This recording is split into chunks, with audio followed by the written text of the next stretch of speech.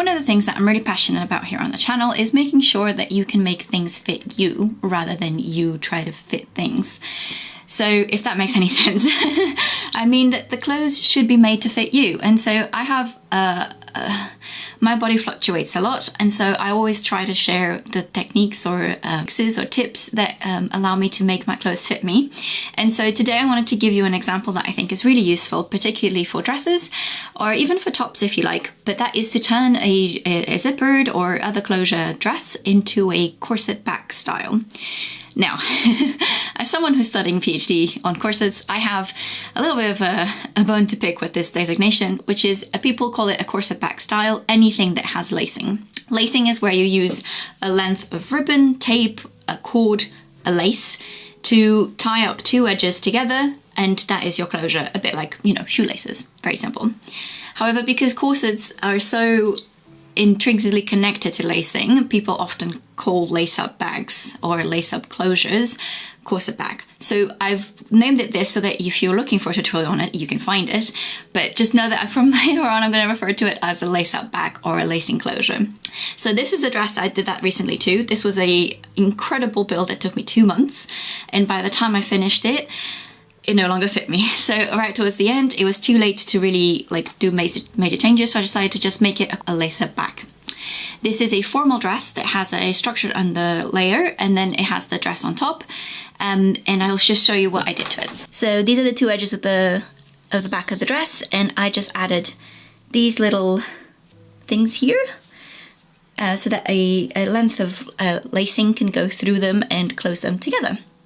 And that is what I'll be showing you how to do today. Because unfortunately, I have another dress that needs intervention, and I'll show it to you now. Okay, so this is the dress in question. I bought it 2 years ago for a friend's wedding. It is from Monsoon originally, and it had, I did two main changes to it. Firstly, I beaded every single of these motifs and including some on the skirt, and then secondly I changed out the lining. I bought some plain cotton and I replaced the stretched jersey that it had because the wedding was in Mexico and I thought the polyester stretched jersey would be too hot, so I replaced it with a cotton lining. However, when I did that, unfortunately a lot of the dress lost its stretch, which meant that by the time I actually went to try it on again, it didn't fit me. So I already had to make some alterations where I turned in the zipper and made it so that it only closed up to the waist here, and then just tied at the top here with this little ribbon. Unfortunately, as you can tell, it no longer fits at all. So I thought this would be a really good example because I need to wear it for a wedding, a different wedding in 3 days. And so I thought I would just show you how you can turn any dress into a corset back. I have some scraps from, this is some leftover matching cotton that I used for the lining. But if you obviously don't have materials from the original dress that you're trying to change, just get something that matches because honestly it won't be that noticeable. And just try not to get a super flimsy fabric. And you only need a little bit, so I'll show you how I do it. Before we jump right into the tutorial, a moment for our sponsor. This video is sponsored by Craftsy. Craftsy is an online community of creative, like-minded makers where members find endless inspiration, advance their skills, and discover their next favorite hobby. As a jack of all trades and master of none, I absolutely love the idea of being able to access tutorials on all of your hobbies in one place. With over 2,000 inspiring classes for makers of all skill levels, Craftsy provides step-by-step instructions across more than 20 categories, from knitting and cooking to sewing and painting, and much more. Each class comes with helpful downloadable resources to make learning easy. Want to learn some more techniques like the one I'm showing you today?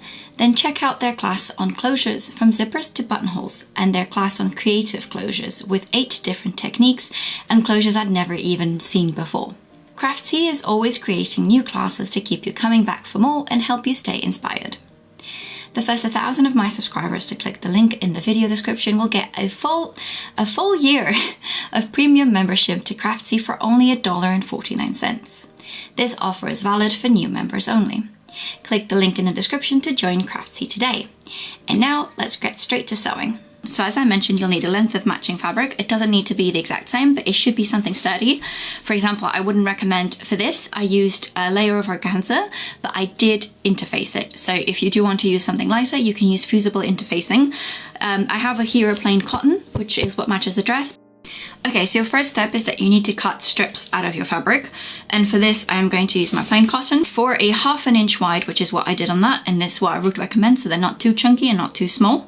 For a 1/2 inch wide lacing hole, you will need double that, and then double seam allowance, because obviously it has both edges, because we're basically going to sew them into a long channel. So for a 1/2 inch, you will need 2 inch wide strips. Just keep in mind, yeah, if you need them bigger or smaller, just that's the thing, you need the width times 2 plus the seam allowance times 2.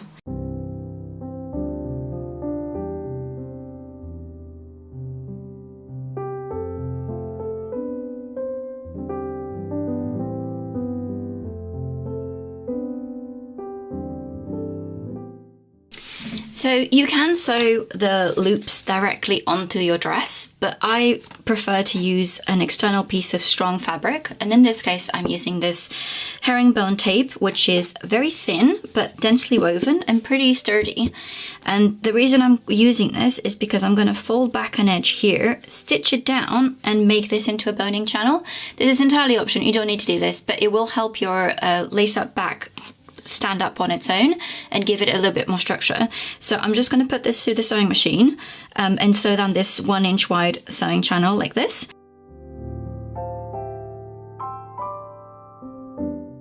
And then all I need to do is sew this into long channels as well, and I'm going to sew it with a 1/2 inch seam allowance so that there's 1/2 inch wide left here. And I'm going to sew, I think, just the individual strips all like this, and then I'll come back to you after this little bit of sewing.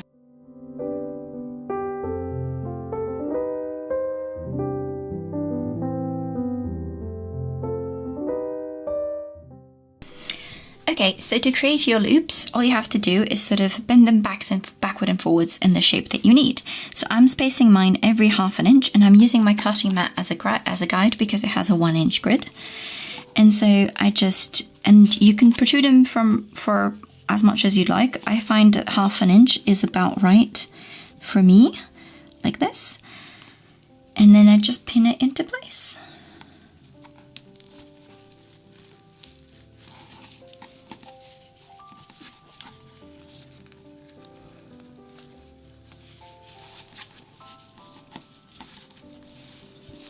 Then we go again.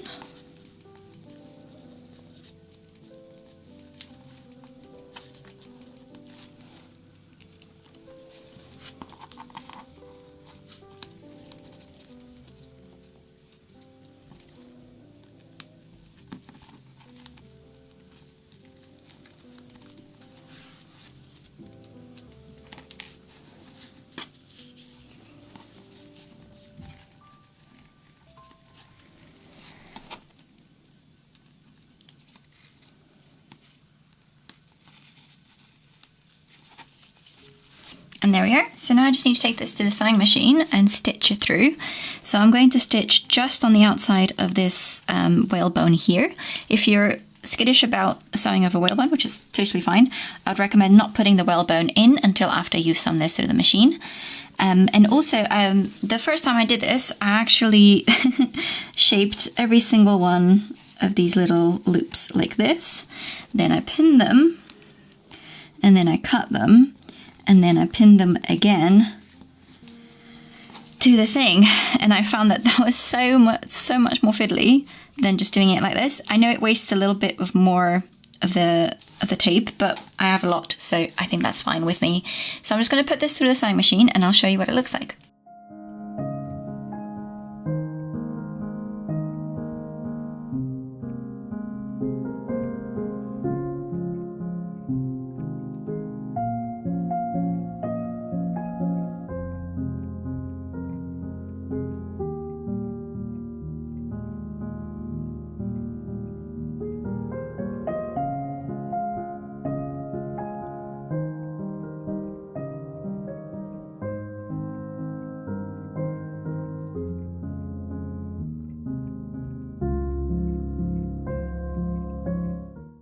Okay, so you should have 2 prepped strips with lacing holes in your preferred fabric, ribbon or cord that look a bit like this. And you'll see that one side is clean, like this, and one side is a little bit rougher. And this is because we're going to put it so that this side is the inside of the dress, so that the raw side is sort of sandwiched in between. Now, the way to apply it might differ a little bit depending on your type of dress. So mine came with a zipper. However, when it didn't fit me the first time, I just turned the zipper inwards and hand sewed it down so that it was hidden. And this was because I didn't want to commit to ripping out the zipper in case in the future I wanted that zipper. I'm still feeling a bit that way. So what I think I'm going to do is I'm not going to remove the zipper.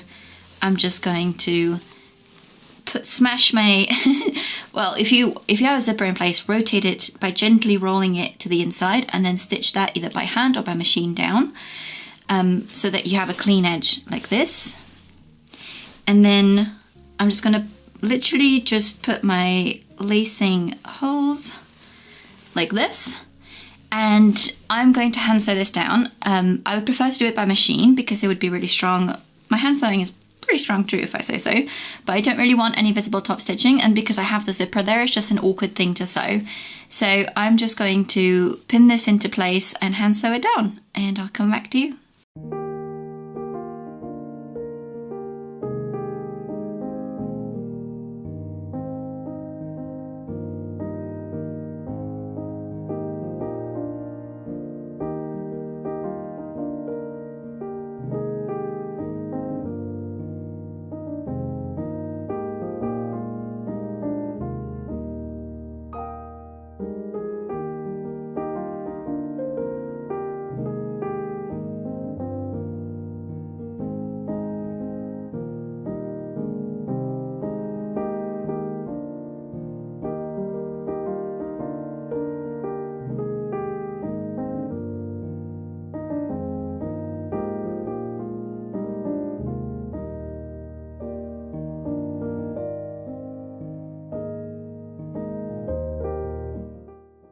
And that is it. If you have any questions at all about how to do this or how to apply it to your own garment, please leave them in the comments down below.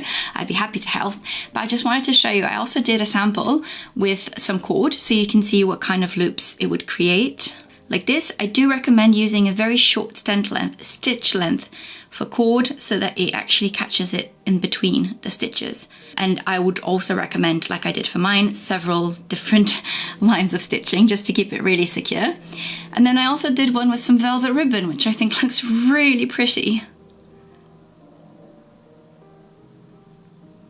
But just to show that if you don't have fabric that matches your dress or a blouse or, you know, a skirt, like this works for all different types of garments. But if you don't have matching fabric, that's okay. Just find some ribbon, buy a staple, like literally anything. And then you just need some lacing as well. So I did end up making my matching lacing. So I did want to show you the finished dress, and I thought I could include here some beautiful footage from me wearing it at the wedding. However, after all of that hectic fixing, I did drive an hour and a half to the venue and realised I had left my suit bag with my 2 dresses at home. I had 2 options because the bridesmaids could wear either blue or green, and I had 2 options for the bride and other bridesmaids to pick. Unfortunately, I had no options, but thankfully someone did have a spare green dress that I managed to wear. But instead, I'll just show you some footage of the lace back option here in my sewing studio. However, I mean, the dress is now set up so I can wear it for other events for sure, because it has a lot of flexibility in its closure now. So it doesn't really matter how much my body fluctuates, I should be able to wear it again. Okay, so please keep in mind I had to do this up myself. I would recommend getting another person so it's a bit more even, but I mean, the dress fits, it feels very comfortable, and I think it could even be a bit looser if I wanted it to. So you can see that there's an uneven gap, but that's because I couldn't do it up myself very well. But I think this is a really cute solution to a problem like this, and because I've kept the zipper, if I ever need to, I can remove the loops and just use the zipper back up as normal. And that's it. If you don't have a skirt zipper, you can always extend the loops all the way down.